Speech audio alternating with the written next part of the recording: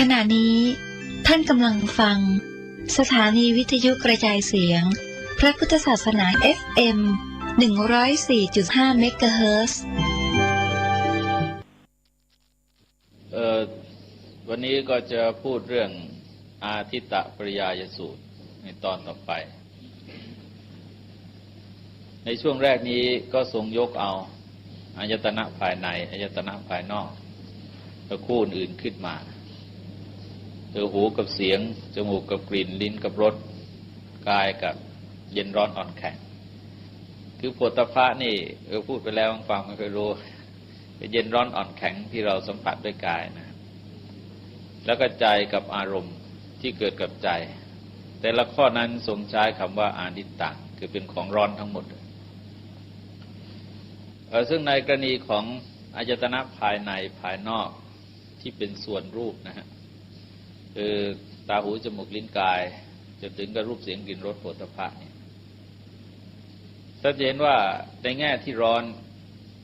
โดยตัวของมันเองนั้นก็คือตกอยู่ในความทุกข์ที่เราเห็นได้ชัดว่า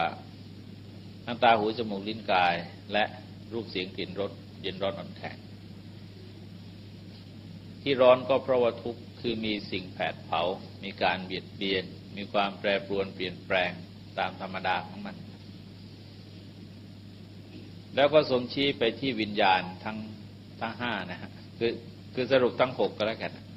วิญญาณทั้งหกคือความรู้ทางตาจนถึงความรู้ทางใจ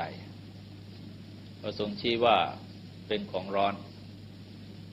คำว่าวิญญาณในความหมายนี้เป็นวิญญาณในขันธ์ห้าอย่างที่เราพูดมาแล้วในอนัตตลักษณสูตรคือวิญญาณได้แก่ความรู้อารมณ์ที่เกิดขึ้นเพราะการประจวบกันของอายตนะภายในภายนอกท่านก็เรียกวิญญาณแปลว่ารู้อารมณ์คือรู้รูปทางตารู้เสียงทางหูรู้จมูกรู้กลิ่นทางจมูกเป็นต้น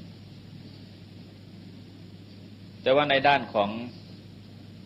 ธรรมารมณ์คืออารมณ์ที่เกิดกับใจแต่เรามักจะเรียกว่าธรรมารมณ์ก็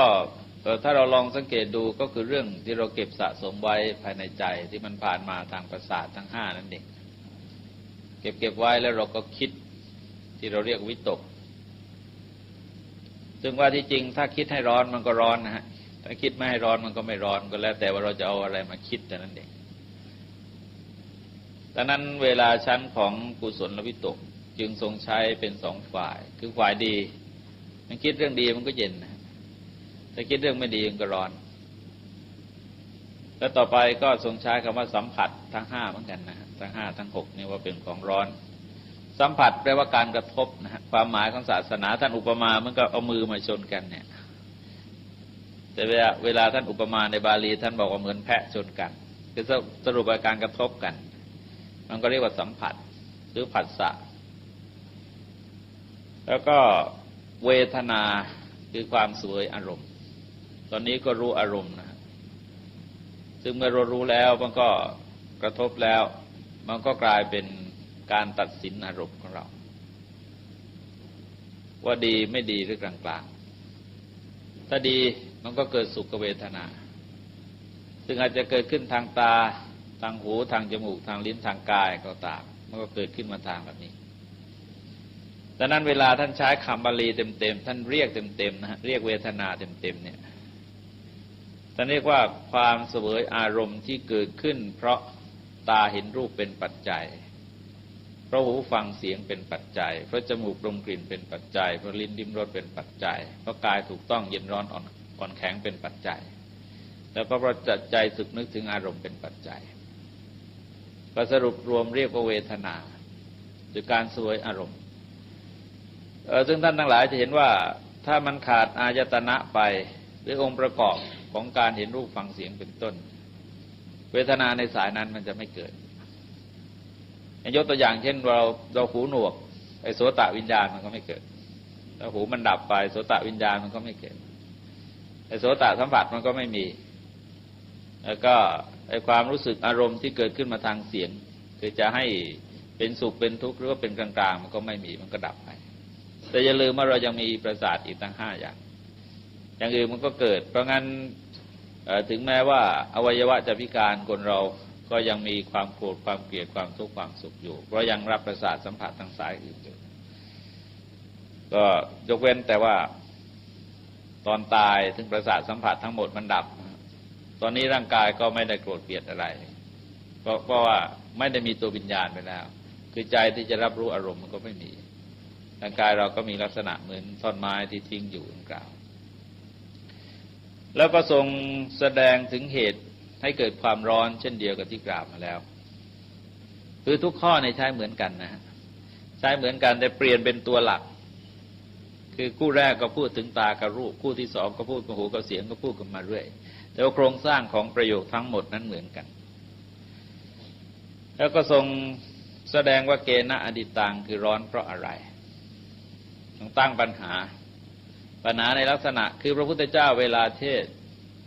ถ้ามายาวอย่างนี้ฮะทรงกระตุกขึ้นทีหนึ่งในรูปตั้งปัญหาให้หยุดคิด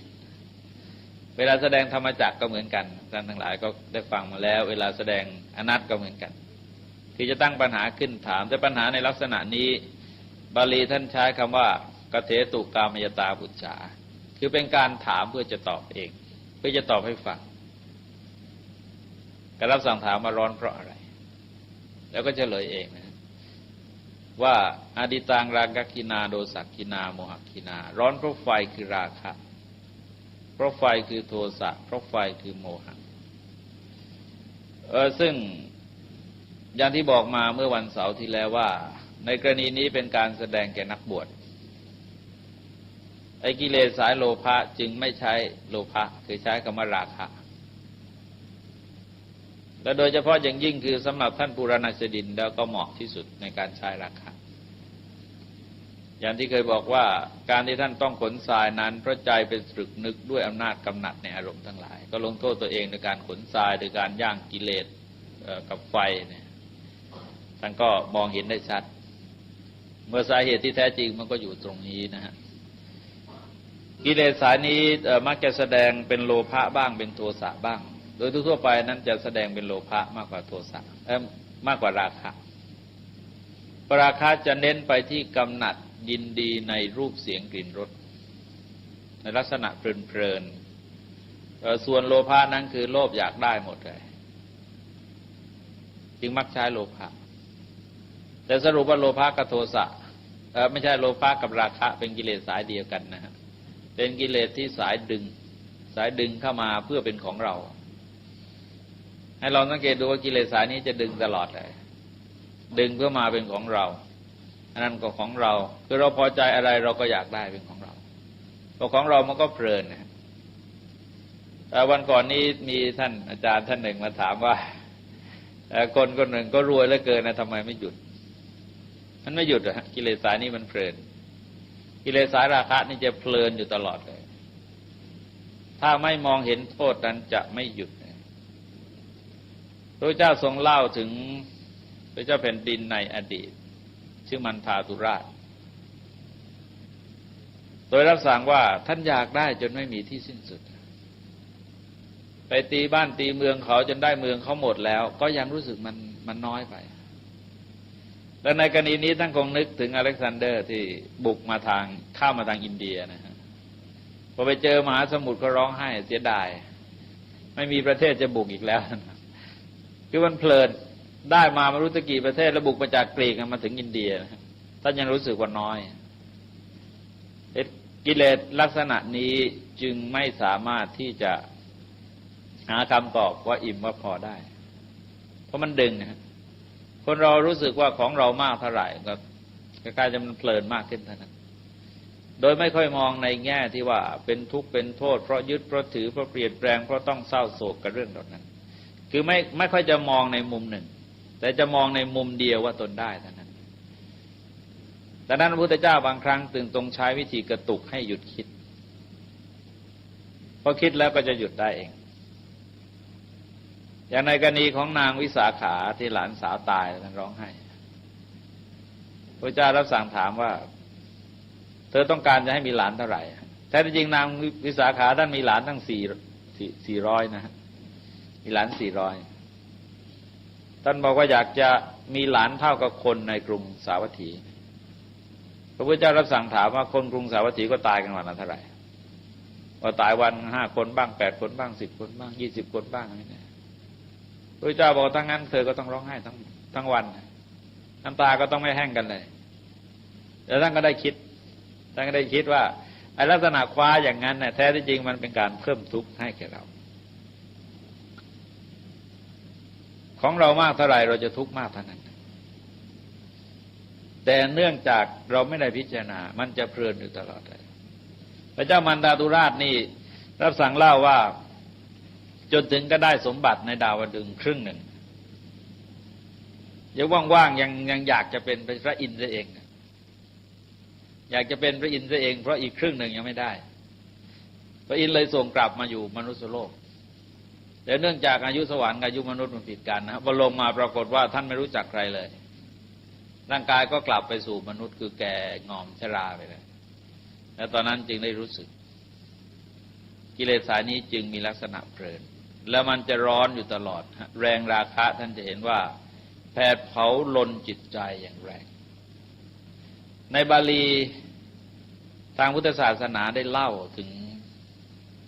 ธิดากษัตริย์ลังกาคราวฉลองเจดีย์ที่อภัยคีรีวิหารกับภิกษุหนุ่มรูปหนึ่งมาเจอกันปั๊บในเกิดราคะเผาทั้งสองคน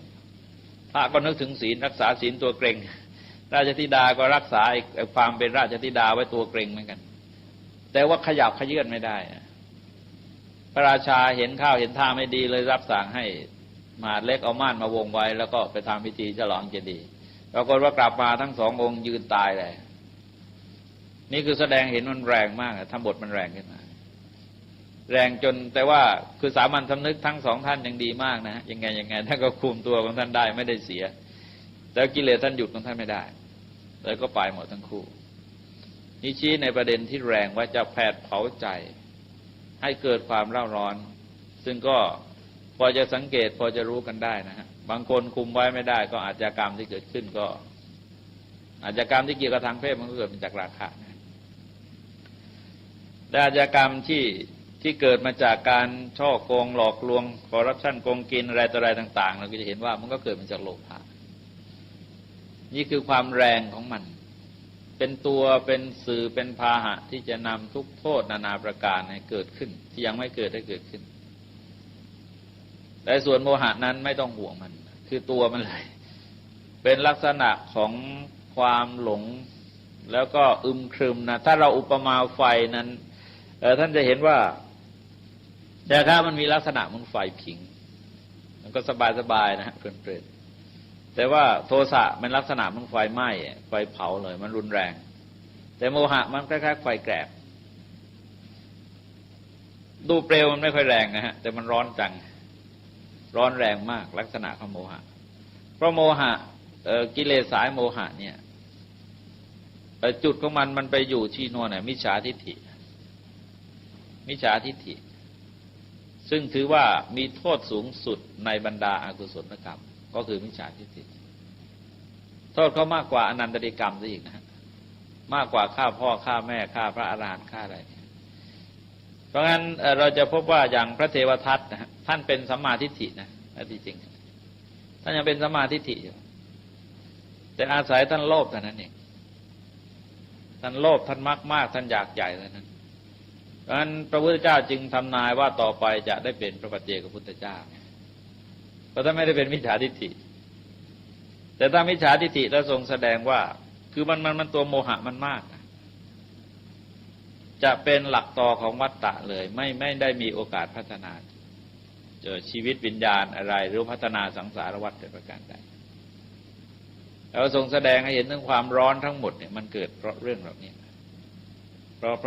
ราะทั้งหมดนะฮะที่ว่ามาแล้วเนี่ยฮะอายตนะภายในภายนอกวิญญาณที่เกิดทั้ง6นั้นสัมผัสทั้ง6นั้นเวทนาทั้ง6นั้นทรงแสดงเฉพาะตรงนี้นะฮะเฉพาะช่วงนี้แต่พึงเข้าใจว่านี่คือปริยายคือนัยยะของเทศนานะไม่ใช่ว่าจะร้อนเฉพาะตรงนี้เสมอไปแต่ถ้าหากว่าเราเข้าใจธรรมะเราจะเห็นว่าเราโยงมาได้ตลอดว่าแท้จริงมันก็อยู่ตรงนี้แหละแต่ว่าโวหารในการเทศการแสดงภาษาที่ใช้เป็นสื่อให้เกิดความเข้าใจนั้นพื้นฐานคนฟังมันเหมือนกันเพราะงั้นก็ทรงใช้คำไม่เหมือนกัน แล้วต่อไปก็ชี้ไปที่เพลิงทุกข์8 กองนะฮะก็อย่างที่บอกมาแล้วในวันก่อนว่าคือชาติชรามรณะความโศกความร่ำไรความรำพันความทุกข์ความเสียใจนะฮะความคับแค้นใจทุกขโทมนัสได้บวกกันความคับแค้นใจที่เรียกว่าอุปาญาตคือคับแค้นมันสะสมหมักหมมเยอะเลยฮะที่ท่านใช้คำว่าอุปาญาตเนี่ยคือสารพัดสารเพเกิดมาไม่รู้อะไรหมักหมมมากก็เลยอึดอัดขัดข้องไปหมดเลยมันจะออกทางไหนก็ไม่ได้ลักษณะของตรงใช้คำว่าเรียกอุปาญาตคือมันเป็นทุกข์เป็นความคับแค้นเป็นความอึดอัดซึ่งท่านทั้งหลายจะเห็นว่าความทุกข์เหล่านี้ก็โดยสภาพของมันนั้นก็อย่างหนึ่งคือจะพอเกิดขึ้นแล้วก็จะแผดเผาใจนะฮะแผดเผาใจก่อให้เกิดความเร่าร้อนแล้วก็มีการแปรปรวนเปลี่ยนแปลงตามนัยยะของความทุกข์ทั้งหมด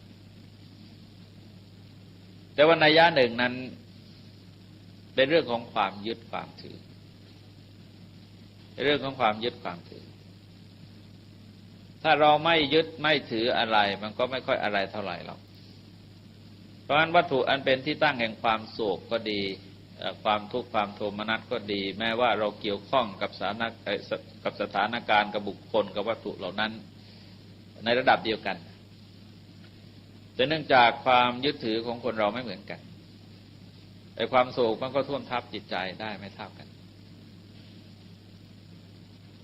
ดังนั้นในตัวความยึดความถือจึงถือว่าเป็นเหตุให้เกิดการแผดเผาเพราะอะไรเพราะถ้ายึดถือมันเป็นผสมทุกข์กับกิเลสนะฮะคือความทุกข์มันก็เป็นร้อนอยู่แล้วนะฮะแล้วกิเลสคือความยึดความถือเนี่ยมันก็ร้อนด้วยเลยร้อนบวกร้อนนะเลยร้อนกันใหญ่เลยในข้อนี้ได้ทรงชี้ให้ท่านปุราณชิดินเนี่ยเห็นได้ประจักษ์คือเห็นได้ง่ายท่านจะเห็นว่าในธรรมจักรตรงเอาไอ้เพลิงทุกข์8 กองนี้ฮะมันเป็นทุกขสัตว์นะฮะว่าจริงๆเป็นทุกขสัตว์เป็นปริญญาตปธรรมเท่านั้นเป็นข้อที่เราควรกำหนดรู้เอาไว้แต่ว่าเนื่องจากยังไงคนเราก็ทุกข์อยู่กับเรื่องเหล่านี้พระเจ้าก็ทรงชี้ไปที่ประเด็นของความยึดถืออย่างที่ท่านสวดบนกันมาตะกี้นี่ที่ทรงสรุปว่าสังคิเตนะปัญจุปาทานขันธาทุกขาเมื่อกล่าวโดยสรุปแล้วคือจิตที่ยึดมั่นถือมั่นในขันธ์ทั้ง5นี่เองมันเป็นทุกข์อะไรก็ตามนะมันไม่เกินมาจากขันธ์5ไอ้ความโศกความร่ำไรรำพันความทุกข์ความเสียใจความคับแค้นใจทั้งหมดมันก็ไม่ออกไปจากขันธ์5นั้นทีนี้ถ้าเราไม่ยึดไม่ถืออะไรในขันธ์5จนเกินไปเราก็สามารถเบาความทุกข์เหล่านั้นลงไปได้ลักษณะการมองนั้นท่านจะเห็นว่าก็แนวหนึ่งก็คือแนวยึดอย่างที่ว่าซึ่งข้อนี้ท่านศาสนโสพลแจ่มได้แต่งเป็นกลอนเอาไว้ในอุทานธรรมว่าสุขทุกข์อยู่ที่ใจไม่ใช่หรือถ้าใจถือก็เป็นทุกข์ไม่สุขใสใจไม่ถือก็เป็นสุขไม่ทุกข์ใจเราอยากได้ความสุขหรือทุกข์ใจอันนี้ก็ในแง่ของการยึดถือแต่ที่จริงความร้อนที่ทรงใช้นะมันใช้คล้อยตามนิสัยท่านเหล่านั้นแต่แท้ที่จริงก็คือทุกข์นั่นเองเพราะทุกข์ก็มีลักษณะที่แผดเผาให้ร้อนและอีกประการหนึ่งเมื่อประสบกับเรื่องเหล่านี้ก็คือมองในแง่ที่ว่ามันก็ดีที่ไม่แรงกว่านี้เช่นสมมติว่าเราประสบกับการพลัดพรากสมมติว่าลูกตายหรือแม่ตายเนี่ยเราก็ยังนึกว่ามันก็ดีนะยังมีคนที่ตายมากกว่านี้คือคนบางคนมันตายหมดทั้งครอบครัวเหลือตัวคนเดียวเรายังเหลือคนอื่นตั้งหลายคนยังไงเราก็ยังดีกว่าเขาอย่างที่อามาเคยเล่าเรื่องพระปตาจาราเนี่ยพระปตาจาราคือท่านเป็นแบบที่ชวนให้คิดได้ดีมากคนในสมัยพุทธกาลเองเวลาประสบการณ์พลาดพลาดนั้นถ้าเป็นผู้หญิงแล้วมาหาท่านมาถามว่าทำใจยังไงเพราะว่าคืนเดียวนี่ท่านผัวถูกงูกัดตายลูกชายคนหนึ่งถูกนกเฉี่ยวไปเพิ่งเกิดใหม่นะตัวเล็กนิดเดียวแล้วอีกคนหนึ่งตกน้ำตายแม่พ่อพี่ชายถูกเรือนถล่มทับตายคืนเดียวฮะตายหมดเลยยังเหลือคนเดียวบ้าเลยนะเป็นบ้าไปวิ่งกระเซาะกระเซิงไปผ้าผ่อนก็หลุดลุ่ย เดี๋ยวปตาจาราคือไม่มีผ้านุ่งแปลไม่มีผ้านุ่งไปถึงสำนักพระพุทธเจ้าพระพุทธเจ้ารับสั่งว่าจงได้สติเถิดภักคินีน้องหญิงนะฮะดูก่อนน้องหญิงจงกลับได้สติเถิดแล้วท่านก็ได้สติเพราะฉะนั้นเราจะเห็นว่าถ้าเราจะเล่นแบบปาฏิหาริย์นะว่าพระพุทธเจ้าเรามีปาฏิหาริย์อย่างนั้นอย่างนี้ว่าเราคุยโม้ได้เยอะนะเพราะเรามีเยอะเราไม่เอามาพูดเองฮะรับสั่งประโยคเดียวคนหายบ้าเลยรับสั่งประโยคเดียวโจรไล่ฆ่าหยุดเลยไม่ต้องเป่าน้ำมนต์น้ำหมากอะไรเลยแต่เราไม่เอามาพูดกันแต่นั้นเองคือเราถือว่านั้นเป็นคุณพิเศษสำหรับพระองค์ที่เราเองสัมผัสไม่ค่อยถึงเพราะฉะนั้นเราจะเอาธรรมะมาเน้นมากกว่าที่จะเอาเรื่องเหล่านั้นมาเน้นนั่นเป็นเรื่องบารมีที่พระองค์สร้างสมอบรมมานะฮะพระองค์ก็ทำของท่านได้แต่ว่าเราเองก็คงจะเอื้อมไปไม่ไหวเหมือนกันเรามักจะเน้นที่ธรรมะกันแต่ที่จะเอาเรื่องเหล่านี้มาเชิดชูแต่เนี่ยท่านจะเห็นว่าเรานึกใครไม่ได้ก็นึกถึงพระปตาจาราพระปตาจารานี่ก็ยังดีนะเรายังไม่เหมือนกับท่านเรายังเหลือตั้งหลายคนมันก็บรรเทาได้อีกชั้นหนึ่งนั้นคือมองในแง่ที่ไม่แรงกว่านะฮะอย่างพระปุณณะท่านจะไปในเมืองสุนาปรันตะคือประสบอันตรายเนี่ยประสบอันตรายในลักษณะที่ก่อให้เกิดความทุกข์ความโทมนัสความเสียใจครับแค้นใจอะไรเนี่ยในเมืองนั้นในคนดุพระเจ้ารับสั่งถามว่าเธอจะไปยังไงปุณณะที่นั่นเขาดุนะจะบอกท่านบอกจะไปได้ไปอยู่ได้แล้วรับสั่งถามถ้าเขาด่าเธอจะคิดยังไงก็ด่าก็คิดว่าดีกว่าเขาขว้างโดยก้อนดินถ้าเขาขว้างโดยก้อนดินคิดว่ายังไงก็คิดว่าดีกว่าเขาทุบตีด้วยท่อนไม้ถ้าเขาทุบตีด้วยท่อนไม้คิดว่ายังไงก็ดีกว่าเขาฟันด้วยสัตราวุธเขาฟันด้วยสัตราวุธเธอจะคิดยังไงก็ดีกว่าเขาฆ่าให้ตายแล้วถ้าเขาฆ่าตายคิดยังไงก็ดีกว่าฆ่าตัวเองแล้วมันก็ดีกว่าฆ่าตัวเองคนบางคนอยากตายไม่ตายฆ่าตัวเองยังไม่ตายนี่เขาอุตส่าห์มันช่วยฆ่าให้ดีขนาดไหนแล้วพระเจ้ารับสั่งปุณณะเธอไปได้เธอไปอยู่ที่นั้นได้แล้วเธอไปในที่นั้นแล้วจะทำให้คนเขาเลื่อมใสได้แล้วท่านไปท่านทำงานของท่านสำเร็จนี่คือแนวที่เรียกว่าปรับใจนะฮะช่วยบรรเทาอะไรช่วยบรรเทาเพลิงทุกข์เหล่านี้บรรเทาเพลิงทุกข์เหล่านี้อีกแนวหนึ่งนั้นก็มองในแง่ที่มันก็ดีไปอย่างหนึ่งแต่นานมาแล้วที่อามาเคยเล่าถึงหลวงพ่อองค์หนึ่งหลวงพ่อที่ท่านดีคือท่านอะไรท่านดีหมดเลยของท่านเนี่ยไม่ว่าจะมาแรงมาดียังไงท่านดีทั้งนั้นนะฮะไอ้ดีท่านก็ว่าดีไม่ดีท่านก็ว่าดีมันก็มองแบบดีๆไปมีเรื่องเยอะนะฮะแต่ว่าจะยกตัวอย่างให้ฟังสองสามเรื่องหญ้ารกท่านก็บอกว่าดีสัตว์มันได้อาศัยพอเขามาถางหญ้าให้ท่านบอกว่าดีเหมือนกันเดินไม่ต้องระวังสัตว์มากหลังคารั่วท่านบอกก็ดีนอนกลางคืนได้ดูดาวด้วยพอเขามามุงหลังคาให้ท่านก็บอกว่าดีเหมือนกันเวลาฝนตกไม่ต้องหลบมันวันหนึ่งแม่ชีไปชงกาแฟนะฮะไปหยิบแม่ชีตาไม่ค่อยดีไปหยิบเอาถูกขวดเกลือชงกาแฟใส่เกลือให้ท่านวางอุ่นก็ดูดเข้าไปเต็มที่เลยครึ่งแก้วกลืนไปแล้วแต่ก็ไม่รู้จะว่ายังไงท่านบอกก็ดีเหมือนกันน่ะกินกาแฟใส่น้ำตาลมานานนะกินกาแฟใส่เกลือซะบ้างมันยุติปัญหาได้หมดนะยุติปัญหาได้หมดเลยเพราะยังไงมันก็เกิดขึ้นแล้วนะฮะเป็นเรื่องที่เกิดขึ้นแล้วดังนั้นประเด็นที่สำคัญก็คือไม่ยึดไม่ถืออะไรจนเกินไปถ้าเรารู้จักปล่อยรู้จักวางในความทุกข์ในส่วนนี้ก็ไม่เกิดแล้วมาในช่วงที่สองพระสูตรนี้มีสองช่วงเป็นช่วงใหญ่ๆนะฮะช่วงที่สองก็ทรงแสดงแบบแนวเดียวกับอนัตถะขึ้นถึงเหมือนกันว่าดูก่อนภิกษุทั้งหลายอริยสาวกเมื่อได้สดับแล้วพิจารณาเห็นอยู่อย่างนี้นะถ้าจะลืมมีสามช่วงนะได้สดับแล้วพิจารณาแล้วก็เห็นอยู่นะคือมันต้องได้ทั้งสามช่วงไม่ใช่ว่าฟังแล้วก็เรียบร้อยไม่ใช่อย่างนั้นได้สดับแล้ว พิจารณาเห็นอยู่อย่างนี้3 ช่วง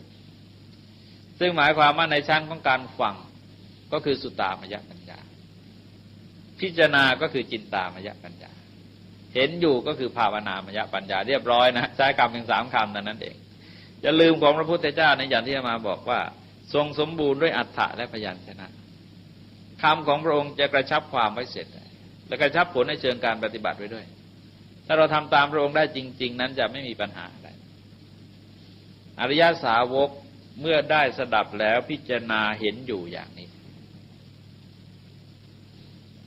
ดังนั้นคำว่าเห็นในความหมายนั้นจึงเห็นด้วยปัญญาเห็นอะไรเห็นโทษของกิเลสเห็นโทษของเพลิงกิเลสทั้ง3นะฮะเพลิงกิเลสทั้ง3คือราคะคิไฟคือราคะโทสะคิไฟคือโทสะโมหะคิไฟคือโมหะแล้วเห็นโทษของเพลิงทุกข์ทั้ง8คือความโศกความร่ำไรรำพันความทุกข์ความเสียใจความขับแค้นใจจะเห็นโทษของทุกข์เหล่านี้ย่อมเบื่อหน่ายในรูปนะทรงแสดงแนวเดิมสรุปอย่างนี้ก็แล้วกันนะง่ายๆนะฮะย่อมเบื่อหน่ายในอายตนะภายใน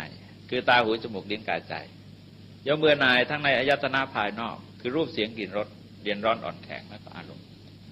ย่อมเบื่อหน่ายทั้งในวิญญาณย่อมเบื่อหน่ายทั้งในสัมผัสย่อมเบื่อหน่ายทั้งในเวทนาเวทนาเนี่ยฮะตัวทำให้ติดมากที่สุดเลย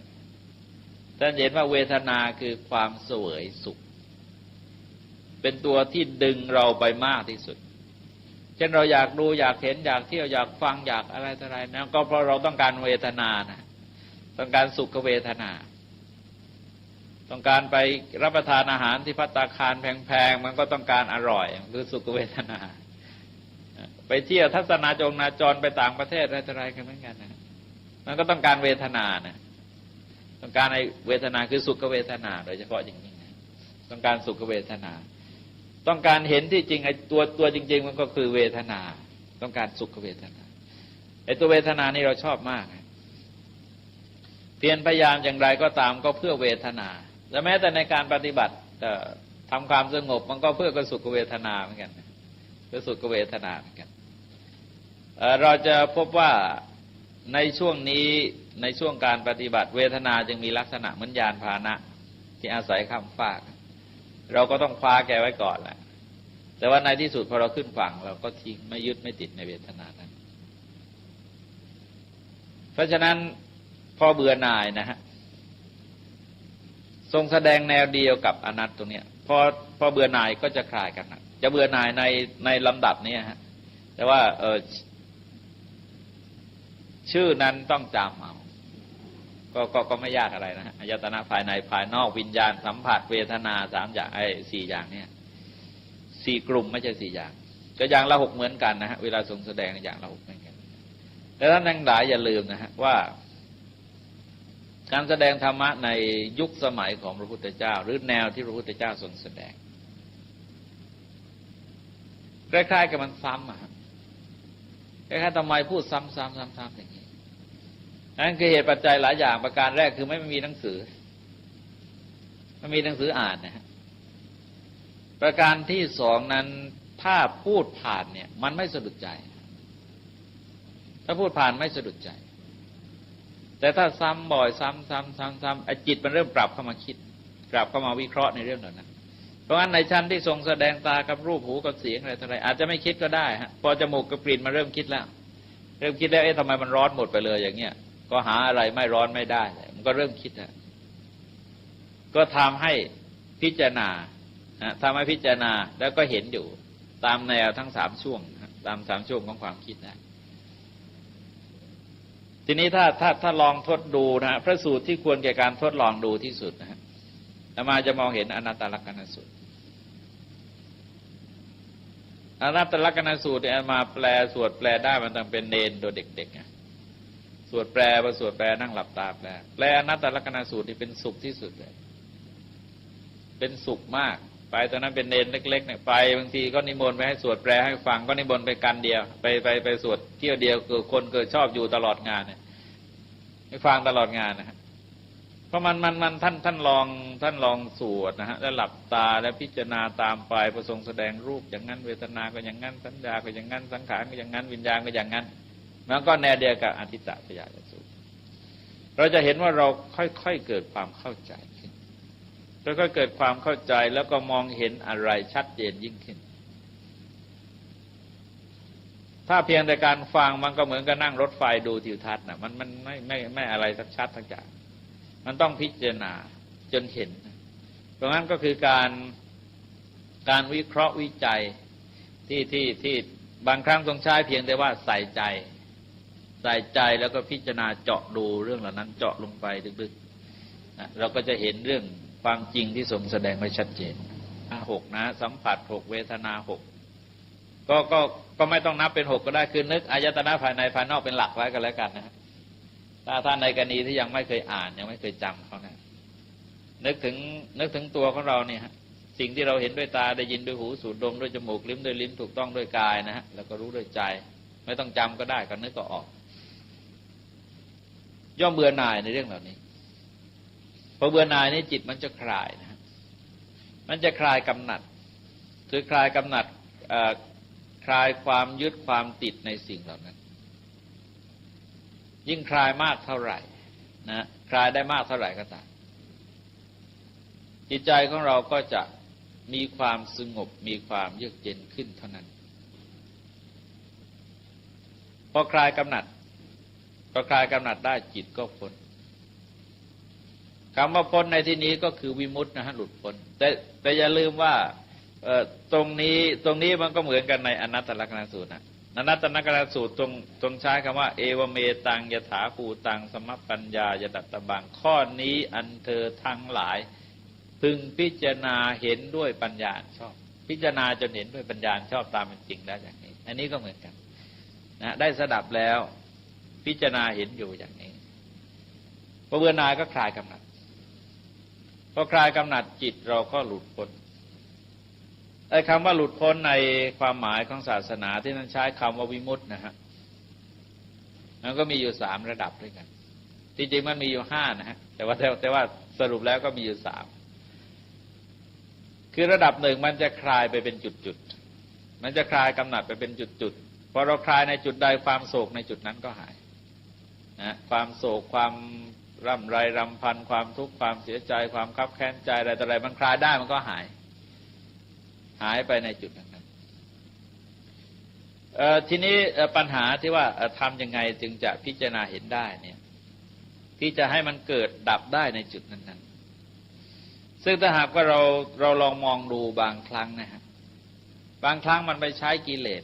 เรียกหนามบ่งหนามใช้กิเลสแก้กิเลสเอากิเลสกับกิเลสเนี่ยมาแก้กันหน่อยถ้าทั้งหลายก็นึกออกที่พระเวสสันดรใช้กับพระนางมัตสีนะเพื่อกิเลสแก้กิเลสเรียกหนามบ่งหนามพระนางมัตสีนั้นเกิดโศกอย่างแรงด้วยอำนาจราคะ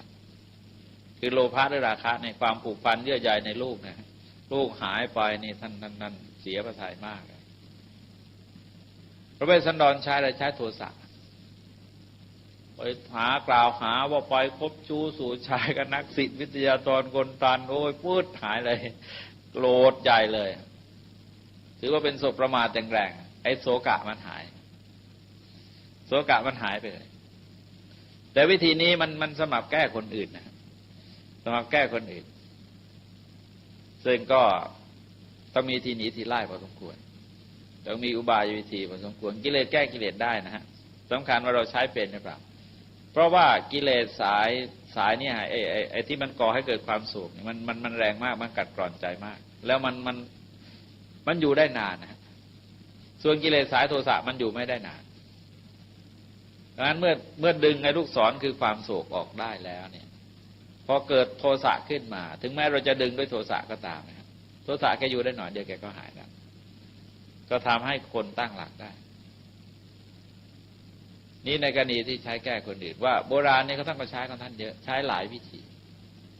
ไม่ใช่ว่าเราจะเอาเป็นวิธีตรงตัวเสมอไปบางครั้งมันก็ต้องใช้วิธีอื่นหรือว่าอย่าง อย่างกิเลสสายเดียวกันแล้วมาต่อกันที่เคยยกตัวอย่างพระนนท์นะฮะพระนนท์ที่พระอนุชาพุทธเจ้าเนี่ยพระเจ้าก็ใช้กิเลสสายราคะมาบ่งกิเลสสายราคะกิเลสสายเดียวกันเอามาบ่งด้วยกันได้พระนนท์นั้นจิตใจในเจ้าสาวของท่านคือนางชนบทกัลยาณีนั่งกรรมฐานไม่ได้แล้วใจได้ยินได้เสียงนั่นเอง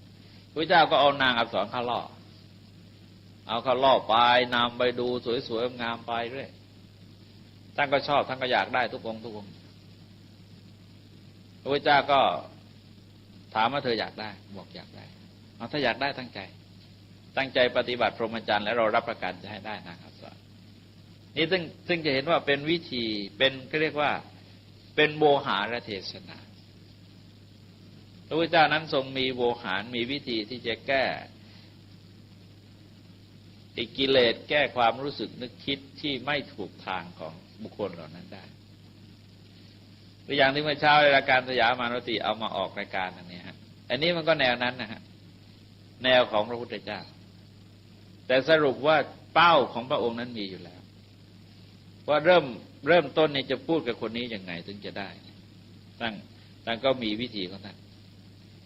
พอเบื่อหน่ายก็คลายกำหนัดพอคลายกำหนัดจิตก็พ้นเพราะงั้นไอ้ตัวพ้นเนี่ยฮะท่านจะเห็นว่าทำยังไงจึงรอให้จิตมันพ้นในเรื่องเหล่านี้ได้ก็ด้วยอุบายต่างๆที่กล่าวมาเนี่ยสามารถที่จะช่วยให้ใจเราหลุดพ้นจากเพลิงกิเลสแล้วก็เพลิงทุกข์ได้เพลิงกิเลสนั้นต้องมองให้เห็นโทษนะฮะมองเห็นโทษของความเร่าร้อนรุนแรงที่เกิดขึ้นแล้วก็เพลิงทุกข์ก็มองให้เห็นโทษในรูปของการแผดเผาใจว่าแต่จริงมันก็แก้ปัญหาไม่ได้สรุปว่าเรื่องมันเกิดขึ้นแล้วมันผ่านไปแล้วแก้ปัญหาไม่ได้ถึงเราจะไปโศกมันก็อย่างนั้นน่ะมันก็เป็นการเพิ่มคนที่มีความทุกข์ขึ้นอีกคนหนึ่งเท่านั้นเองไม่ช่วยอะไรได้ก็จะทำให้จิตเราหลุดพ้นจากโศกในแต่ละจุด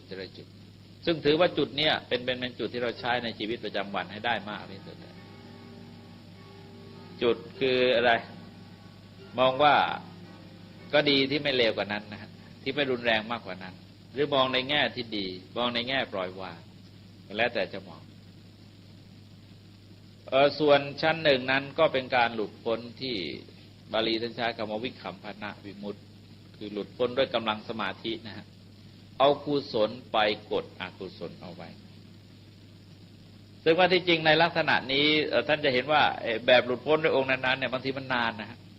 มันนานได้เป็นเดือนเป็นปีเหมือนกันนะแต่ว่ามันเจาะเป็นเรื่องๆไปนะเจาะเป็นเรื่องๆไปไม่ได้มากหรอกเพราะกำลังมันอ่อนเช่นสมมติว่าคนเนี้ยเราเคยไม่ชอบแกแล้วต่อมาเราก็ทนแกได้เราอภัยแกได้แล้วความรู้สึกมันก็กลายเป็นเมตตาเพราะงั้นตราบใดที่เรายังเมตตาคนนี้อยู่เนี่ยไอ้โทสะกับคนนี้มันไม่เกิดเฉพาะในจุดนี้นะแล้วเรากระจายวงออกไปเรื่อยๆและในระดับนี้มันก็นานได้เหมือนกันนานได้เป็นเดือนเป็นปีเหมือนกันส่วนระดับที่สองที่เรียกว่าวิคัมภนะวิมุตติเป็นผลของสมาธิแล้วผลเป็นผลของฌานนะฮะเป็นผลที่เกิดขึ้นมาจากระดับฌานแล้วก็สงบกิเลสสายราคะโทสะโมหะอย่าลืมว่าเพ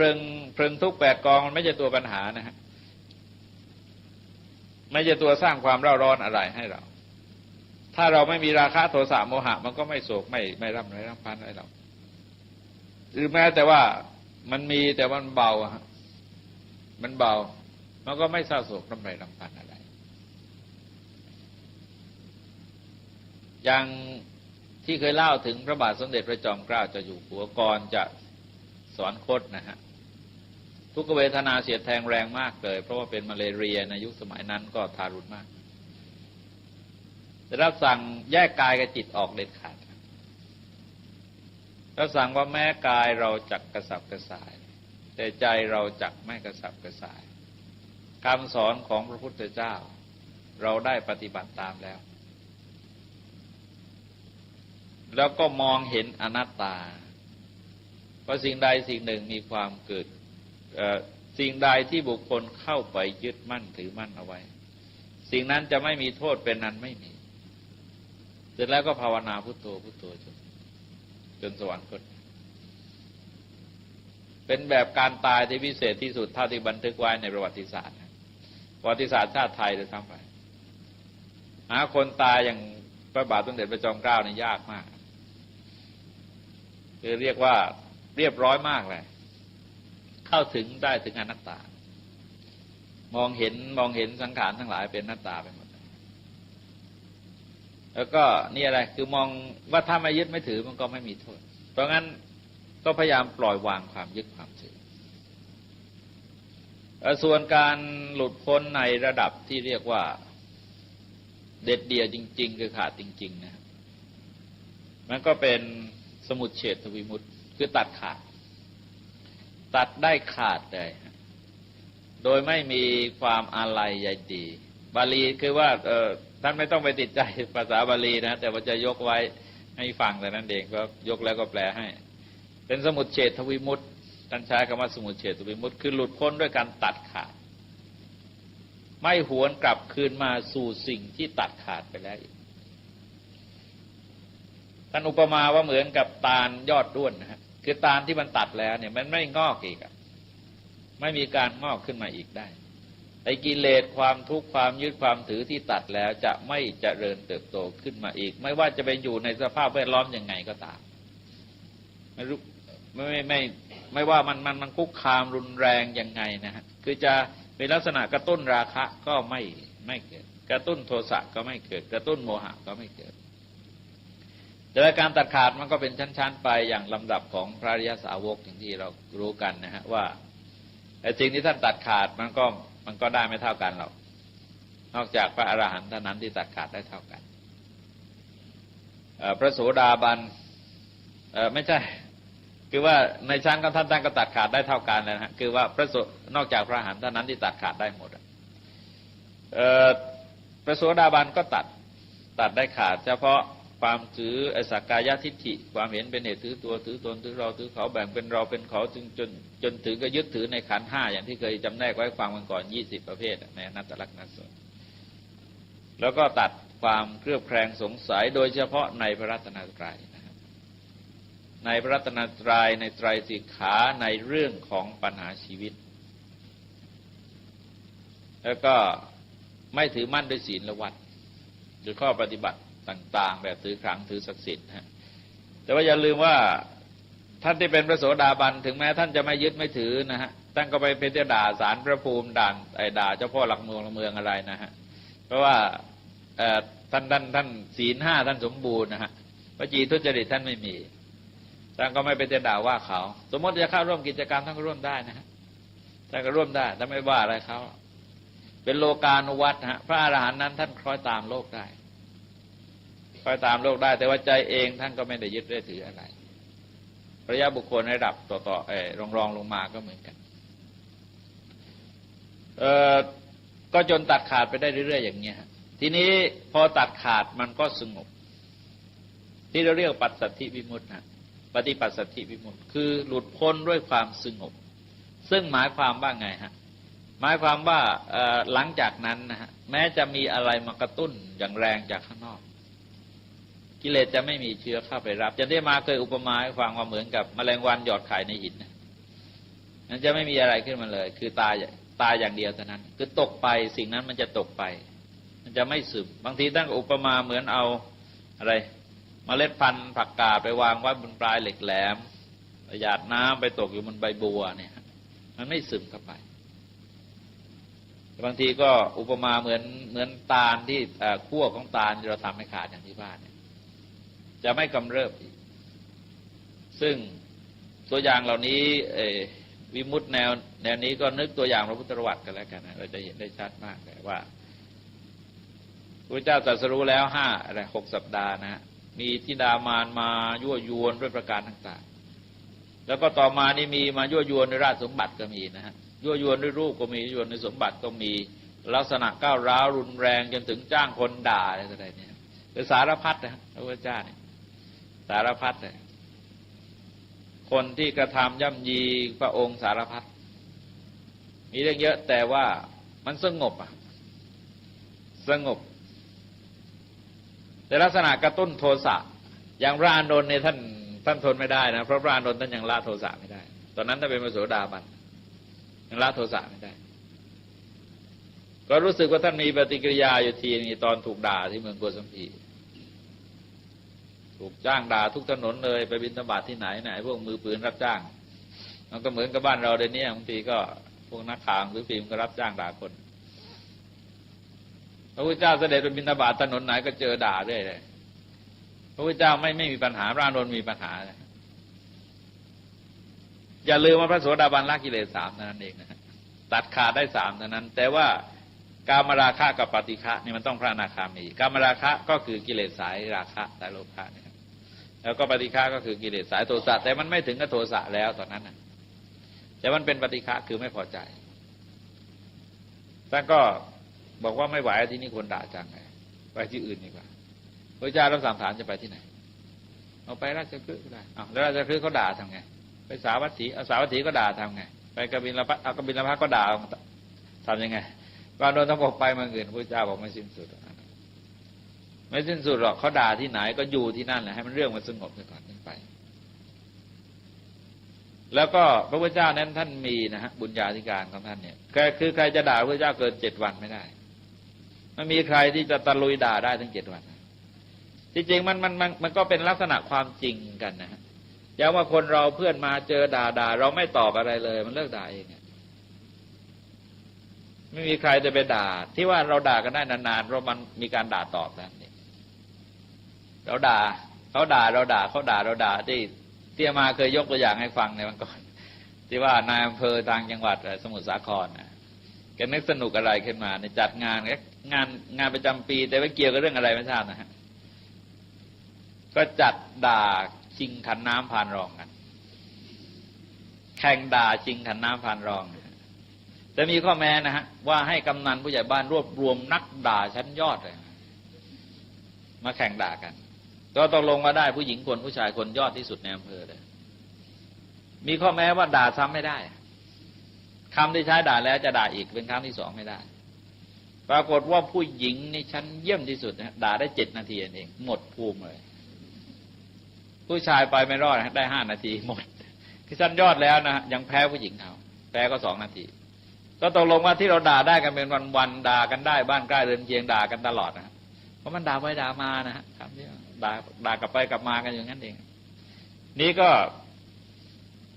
เมื่อคนด่าพระเจ้าไม่ตอบอะไรเลยก็ไม่รู้จะเอาอะไรมาด่ามันก็สงบไปนี่เราจะเห็นว่าเป็นการหลุดพ้นอย่างสงบจริงๆแล้วก็ต่อไปก็คือออกไปหมายความออกไปจากเพลิงกิเลสเพลิงทุกข์อย่างที่ว่า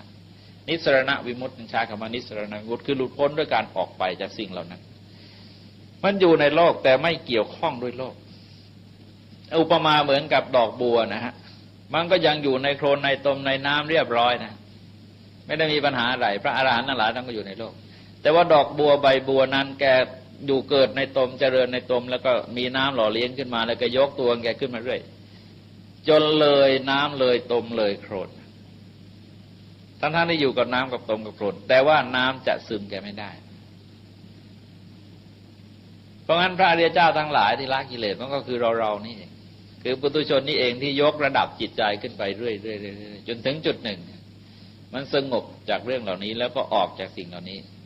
คืออยู่เหมือนกับไม่อยู่เพราะใจจะไม่เข้าไปเกาะเกี่ยวอยู่ในอารมณ์โลกตอนพระญาติทั้งหลายทะเลาะกันพระเจ้าเสด็จไปแล้วก็ไม่ถึงกับไปห้ามนะไปให้สติ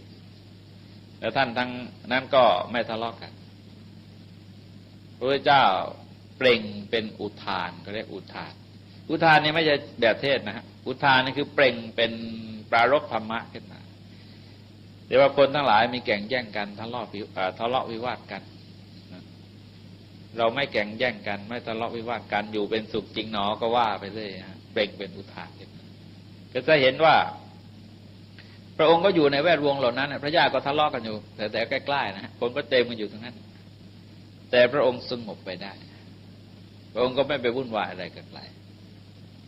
ก็ในตอนต่อไปก็เหมือนกับอนัตทุกตัวเลยนะทีเนี้ยฮะก็เมื่อจิตหลุดพ้นก็เกิดญาณรู้ว่าเราหลุดพ้นแล้ว แล้วก็ญาณที่เกิดผุดขึ้นนั้นก็รู้ว่าชาติคือความเกิดในภพต่อไปนั้นจบแล้วกินาชาติอุจิตังพรหมจรรย์พรหมจรรย์คำว่าพรหมจรรย์คือการประพฤติดีละชั่วนะสรุปแล้วคือการประพฤติดีละความชั่วคือความชั่วที่จะต้องละก็หมดแล้วความดีที่จะต้องกระทำก็บริบูรณ์แล้วเพราะงั้นพรหมจรรย์ก็จบแล้วแต่ไม่ได้หมายความว่าหน้าที่ที่ทำทีหลังนั้นหน้าที่เพื่อคนอื่นนะคือไม่ใช่ว่าพระอรหันต์จบกิจแล้วไม่ต้องทำอะไรนะคำว่ากตังกรณียังเอามาใช้ขำๆคือว่าพระบางองค์พอเรียนจบสมมติเรียนจบแล้วไม่ทำอะไรแล้วมันไม่ใช่อย่างนั้นไม่ได้ความหมายอย่างนั้นคือหมายความว่าหน้าที่ส่วนเรานั้นเสร็จแล้วต่อไปนั้นคือใช้ชีวิตเพื่อคนอื่นพระอรหันต์ทั้งหลายก็เหมือนกันพระพุทธเจ้าก็เหมือนกันนะหน้าที่ของพระพุทธเจ้านั้นเสร็จมาตั้งแต่ต้นโพแล้วนะเสร็จมาตั้งแต่โน้นแล้วตั้งแต่พระชน35แล้วต่อมา45 ปีนั้นไม่ได้ทำเพื่อพระองค์นะไม่ได้ละชั่วความดีอะไรสำหรับพระองค์แต่เป็นการอยู่เพื่อคนอื่นเป็นศาสดาที่เราภาคภูมิใจในชีวประวัติมากทุกช่วงทุกขั้นทุกตอนเราจะเห็นว่ามีเวลาอยู่กับประชาชนชาวโลกไม่เลือกเผ่าพันธุ์วรรณะเป็นเวลาถึง45 ปีโดยทำงานเพื่อคนอื่นมาตลอดพระอรหันต์ทั้งหลายก็มีลักษณะอย่างนั้นเพราะในคำว่าพรหมจรรย์จึงมีความหมายในขอบข่ายของการละชั่วประพฤติดีเท่านั้นถึงแม้จะจำแนกวันก่อนได้จำแนกให้ฟังแล้วนะฮะว่ามีทั้ง10 อย่างแต่ว่าสรุปแล้วก็คือละชั่วประพฤติดีเพราะพระพุทธเจ้าก็หมดพระอรหันต์ก็หมดแล้วก็กิจที่ควรทำเกี่ยวกับการนี้ฮะก็หมดแล้วกิจอื่นในทำนองเดียวกันนะจะป้องกันความชั่วละความชั่วเพิ่มความดีรักษาความดีหมดแล้วกิจอื่นในทำนองเดียวกันนี้ก็หมดแล้วในที่สุดแห่งพระธรรมเทศนาท่านปุราณชดินคือชดินคำว่าปุราณะคือท่านที่เคยเป็นชดินมาก่อนนะคือท่านเรียกทั้งชุดเลยเรียกว่าปุราณชดินคือท่านมากเหลือเกินนะฮะตั้งพันรูปแต่ว่าชื่อที่ปรากฏจริงๆถ้าที่จะมาพบนะฮะพบอยู่4 ชื่อเองในพันรูปนี้ฮะพบอยู่4 ชื่อก็คือหัวหน้า3 องค์เนี่ยฮะอุรุเวลากัสสปะนาทีกัสสปะขยากัสสปะแล้วลักขณะเคยพบชื่ออยู่4 องค์นอกนั้นก็เรียกรวมฮะก็เรียกรวมไปหมดเลยทั้งชุดท่านก็บรรลุอรหัตเป็นพระอรหันต์นะฮะในกรณีนี้ก็อาจจะมีปัญหาว่าทำไมมันเร็วเหลือเกินแต่ถ้าท่านทั้งหลายลองดูถึงขั้นตอนที่กล่าวมาตั้งแต่ต้นมันไม่ใช่เร็วหรอกอย่างที่บอกว่าอาสมของท่านเหล่านี้อยู่ใกล้กับที่พระพุทธเจ้าตรัสรู้ไม่ได้ห่างกันในคนฝั่งแม่น้ำในรัญจรานั่นเองแต่พระพุทธเจ้าไม่ได้เทศก่อนนะขึ้นเหนือไปเทศโปรดท่านปัญจวัคคีย์ไปโปรดสหายพระยะสะไปโปรดพวกภัตตวัคคีย์ได้อีกตั้ง90 รูปแล้วจึงลงมาทางใต้มาโปรดท่านเหล่านั้นในขณะมาอยู่ร่วมกันมันก็เป็นการลดคือว่าท่านเหล่านี้ที่จริงกิเลสท่านก็เบาๆนะฮะเบาๆเพราะท่านเองก็ฝึกหัดดัดตนตัวเองอยู่มาแต่ว่าวิธีการมันไม่ถูกต้องนะนี่คนประเภทนี้ท่านอุปมานะฮะท่านอุปมาว่าเหมือนฝีกรัดหนองที่รอการบ่งด้วยหนามคือฝีมันกรัดหนองอยู่เต็มที่แล้วบ่งให้มันดีก็แล้วกันเดี๋ยวก็หนองก็ออกอาการเสียดแทงทั้งหลายก็หายพระพุทธเจ้าบ่มอินทรีย์ของท่านเหล่านี้มาเป็นเวลานานนะฮะท่านเราสังเกตนะว่าอินทรีย์5ที่เราพูดกันเนี่ยศรัทธาวิริยะสติสมาธิปัญญาเนี่ยตัวไหนก็ท่านอ่อนท่านเรียกว่าศรัทธาอ่อนศรัทธาอ่อนในตอนต้นๆพระพุทธเจ้าก็ปลูกฝังศรัทธาปลูกฝังศรัทธาของท่านวิริยะความเพียรท่านไม่ต้องเป็นห่วงท่านนะฮะแล้วก็ท่านอุตส่าห์มาผ่าฟืนอาบน้ำขนทรายย่างกิเลสด้วยความเพียรนี่แก่กล้ามากปัญญานั้นมีแต่ยังไม่ได้ใช้สมาธิก็ไม่ต้องห่วงนะท่านฝึกมาแล้วถ้าเห็นว่าตัวที่อ่อนมากก็คืออินทรีย์คือศรัทธาเนี่ยคำท่านอ่อน พระเจ้าก็ไปบ่มอินทรีย์ก็เรียกบ่มอินทรีย์นะอย่างเนี้ยคือเราใช้จำนวนคล้ายๆของยังไม่สุกก็บ่มมันสุกบ่มอินทรีย์ก็บ่มอินทรีย์ก็ปรับอินทรีย์ของท่านอยู่ตลอดนะปรับมาตลอดเป็นเวลาอย่างที่เคยเล่ามาตั้ง 2-3 เดือนใช้อยู่นะฮะไม่ใช่ว่าแต่ว่าไม่เคยเทศนะฮะไม่เคยเทศเพราะท่านเหล่านี้มันไม่ได้มีปัญหามากมายอะไรเมื่อบ่มอินทรีย์ท่านพอแก่กล้าแล้วเสร็จแล้วพอออกบวชยอมในสรุปว่าไอ้ศรัทธาก็เต็มนะศรัทธาก็ไม่ได้มีปัญหากับเพื่อนแล้วพร้อมที่จะใช้ปัญญาพร้อมสติพร้อมความเพียรพร้อมสงบพระพุทธเจ้าก็นำไปเทศเป็นการเทศตามคล้อยตามอัธยาศัยเอาสิ่งที่ท่านเข้าใจคือเรียกว่าตั้งเยอะแล้วนะครับมาเทศท่านเข้าใจความร้อนโดยเฉพาะตัวร้อนเนี่ยท่านเข้าใจจังนะท่านเหล่านี้ย่างกิเลสมาที่ตัวเขียวเลยเพราะงั้นพอเทศเรื่องร้อนๆเข้ามาแล้ววิเคราะห์เจาะลึกลงไปเนี่ยท่านเห็นเป็นฉากๆนะลองดูว่าไอ้ประสบการณ์ตรงของเราเนี่ยพระพุทธเจ้าท่านมีวิธีว่าใครมีพื้นยังไงท่านจะเทศอย่างนั้นท่านจะเอาสิ่งนั้นเข้ามาเทศกับเขาแต่ว่าการกระทบนะฮะความหมายของศาสนาท่านอุปมามันก็เอามือมาชนกันนี่เองเทศประมงเทศเป็นธรรมะไปเมื่อไหร่เพื่อนนี่แต่ว่าการกระทบนะฮะความหมายของศาสนาฟังเอากลายเป็นธรรมะเลยเป็นชาวนาก็พูดเรื่องนาเนี่ยพูดเรื่องแอกเรื่องไถเรื่องผานเรื่องดินเรื่องหญ้าเนี่ยแล้วมันเป็นธรรมะไปเองทรงแสดงมรรคในท่ามกลางเพราะงั้นการสอนของพระพุทธเจ้าจึงสอนจากสิ่งที่เขารู้แล้วก็นำไปหาสิ่งที่ไม่รู้แล้วก็อาศัยสิ่งที่เขารู้กำลังประสบอยู่ในวิเคราะห์เจาะลึกลงไปในแต่คือเราใช้จำนวนคล้ายๆของยังไม่สุกกระบ่มมันสุกที่เราเรียกว่าทรงตรวจสอบนะทรงตรวจสอบอุปนิสัยบารมีอรหัตมรรคผลอะไรต่ออะไรเนี่ยถ้าไม่พร้อมพระพุทธเจ้าไม่เทศที่เรามักจะได้ยินคำว่าพุทธเวไนนะพุทธเจ้าจะโปรดพุทธเวไนแต่นั้นพุทธเวไนก็แปลว่าไงแปลว่าคนที่สามารถพูดให้รู้ได้หรือตรัสรู้ตามพระองค์ได้พูดเป็นไทยๆว่าพูดกันรู้เรื่องพูดแล้วฟังรู้เรื่องพระเจ้าก็จะไปโปรดเขาไปเทศเขาแล้วก็รอคอยเวลาแม้แต่พระอยู่ใกล้กุฏิอยู่ใกล้กุฏิยกตัวอย่างแม้แต่พระอานนท์เองนะฮะพระอานนท์นี่ยอดเยี่ยมขนาดไหน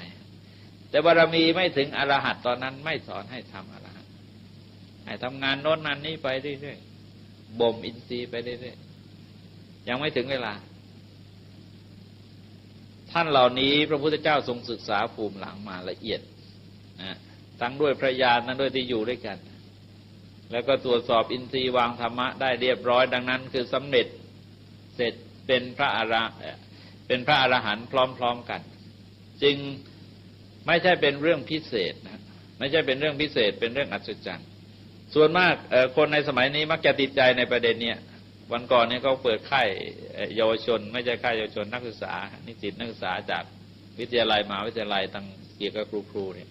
ที่เมืองสิงห์แกก็ถามปัญหานี้เหมือนกันว่าทำไมมันสำเร็จกันง่ายบอกไม่ใช่ง่ายหรอกมันยากแต่ว่าเราไม่เอาภูมิหลังมาพูดนะพระอริยบุคคลแต่ละองค์ในท่านมีภูมิหลังทั้งหมดบันทึกว่าองค์นี้มีบารมียังไงทำไมสร้างบารมีมายังไงทำไมถึงฟังเรื่องนี้แล้วก็บรรลุมรรคผลเนี่ยท่านบอกไว้หมดนะท่านบอกไว้หมดเยอะเลยนะจะเอามาเทศนี่เป็นร้อยๆนะเล่าไว้ละเอียดเลยองค์ไหนที่เด่นมากคนรู้จักมากจะเล่าไว้ละเอียดเช่นภาษาริบุตรพระโมคคัลลาในชาตินั้นเป็นอะไรสร้างบารมีอะไรมาชาตินั้นเป็นอะไรสร้างยังไงท่านบอกไว้ละเอียดเพราะงั้นถ้าเราไปศึกษาแล้วเนี่ยไม่ใช่เรื่องแปลกแล้วก็ไม่ใช่เรื่องที่นิ่งๆเป็นเอาหรือบันดาลอะไรนะเป็นเรื่องของแต่ละท่านที่ท่านสร้างมาพระพุทธเจ้าวางธรรมะถูกกับพื้นอัธยาศัยของท่านเหล่านั้นทั้งนั้นผลก็เกิดขึ้นนี่ก็เป็นการจบอนัตตลักษณสูตรซึ่งสรุปว่าร้อนสองอย่างนะฮะเพลิงกิเลสกับเพลิงทุกข์เท่านั้นเองในกรณีนี้เพลิงกิเลสกับเพลิงทุกข์เท่านั้นแล้วก็เวลาเรามาพูดถึงนิพพานที่เราพูดง่ายที่สุดในปัจจุบันเนี่ยท่านเอานัยยะพระสูตรเนี่ยนิพพานคืออะไรคือการดับเพลิงกิเลสและเพลิงทุกข์ดับเพลิงกิเลสและเพลิงทุกข์ก็อาศัยนัยยะของพระสูตรนี้สำนวนนี้เป็นสำนวนของอาจารย์ไทยเรานะเมืองไทยเราดับเพลิงกิเลสและเพลิงทุกข์โดยอาศัยนัยยะจากอาทิตตปริยายสูตรวันนี้ก็ขอจบแต่เพียงเท่านี้ก็ขออนุโม